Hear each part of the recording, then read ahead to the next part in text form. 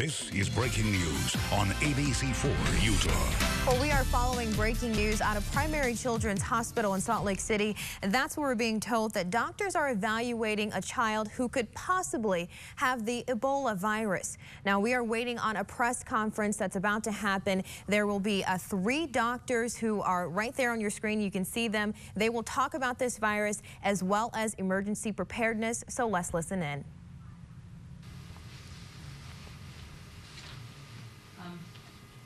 While we wait for Dr. Pavia, my name is Bonnie Mitch, and I'm the Director of Public Relations at Primary Children's. Thank you for being here today. We wanted to share some information with you. At that press conference right now, you can see 2 out of the 3 doctors have already arrived. You can see the 3rd doctor there is there now. One of the doctors is treating that patient who could possibly have Ebola. The other 2 will also speak about emergency preparedness and what you can do to keep yourself safe. Let me introduce the individuals who are here to talk to you today. Over on the right, we have Dr. Dagmar Vitek. She is the Deputy Director and Medical Officer of the Salt Lake County Health Department. In the middle, we have Dr. Andrew Pavia. He is the Chief of Pediatric Infectious Diseases and Primary Children's Hospital's epidemiologist. And over here on the left-hand side, we have Dr. Robert Wolfs. Dr. Wolfs is the Deputy Director of the Utah Department of Health. And so we're going to turn over to Dr. Pavia to share about the information we have here. And then we have Dr. Rolfs and Dr. Vitek available to answer any questions that you may have in addition. So, Dr. Pavia? Good. Well, good afternoon, and thank you for coming. I think you may find this information much less exciting than you anticipated, but I want to make sure everyone has the facts and knows what we know. Yesterday, a patient was admitted to Primary Children's who had traveled to a country in Africa that does not currently have Ebola transmission. However, the patient had symptoms that raised concerns for Ebola, and it was at an interval after the travel that could have been consistent. Over the next few hours, we got additional information, and an alternative diagnosis became clear, and it became clear to us that the possibility of Ebola infection was extremely remote. However, we chose to proceed as if it were a more high-risk situation so that we could fully exercise and test our system for responding for a patient with a possible Ebola exposure. We did so using systems that we've been preparing for several months, as have all Utah hospitals. And we were able to test how well the systems worked and make sure that they would be in place if we had a situation that was more high risk. It's important that people know that if a patient with Ebola were to be admitted to Primary Children's or any other Utah hospital, they would not pose a risk to other patients in the hospital, to staff members, or to the community, because Ebola is transmitted only through close contact with bodily secretions. It's not transmitted through casual contact or through the air. With the further experience that we've had, we're increasingly confident that we can provide safe and effective care for a patient with Ebola were we to see one.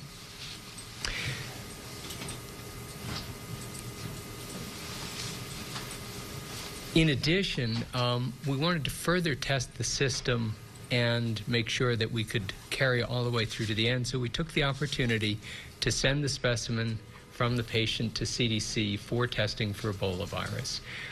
Under other circumstances, with what we knew, we would have stopped there. We knew enough to say that Ebola was extraordinarily unlikely, but it's important to know that we can get a specimen to CDC in a timely manner and get the answer where we didn't need that. I think it's important for you to know that all Utah hospitals have been anticipating the possibility that a patient with a story suspicious for an Ebola infection could show up at any time, and that we could perhaps have to treat a patient who actually has Ebola. This was a good test of our preparedness and a good test of the system, and it worked. We always learn things in a setting like this, but it really increased our confidence that we're able to handle this situation.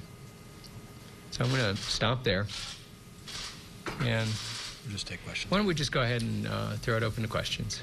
Do you worry that you incited panic by saying out here, even however unlikely, that you have a possible case or potential case? Well, there should be no reason for panic. We don't think this is a potential case or a possible case. We know that rumors have been circulating. We wanted to make it clear that this is not a potential case and to have people understand what happened. Can you say what was the alternative diagnosis? I'm not at liberty to divulge that at present. Have you guys changed the way you guys screen or test for Ebola in recent weeks or months? So this summer, when it became clear that the Ebola outbreaks in West Africa were continuing, we and others developed a screening process to look for people who had traveled to affected countries, to identify them early, to get them into isolation early. And we also developed systems where we could care for them in a safe manner by creating a safe isolation space. And that's the system that we conceived of during the summer, worked on, and now have actually put to the test. Have you added a question about traveling to Dallas because of what came out this week? So travel to Dallas is not a risk factor for developing Ebola. Was it the symptoms of this patient that raised the concerns of Ebola, or just the travel history of the patient? It's the combination of a travel history with a certain set of symptoms. Can you elaborate on what those symptoms might be? So the symptoms that CDC mentions that one should screen for are fever associated with one or more of the following symptoms: headache, vomiting, diarrhea, severe muscle pain.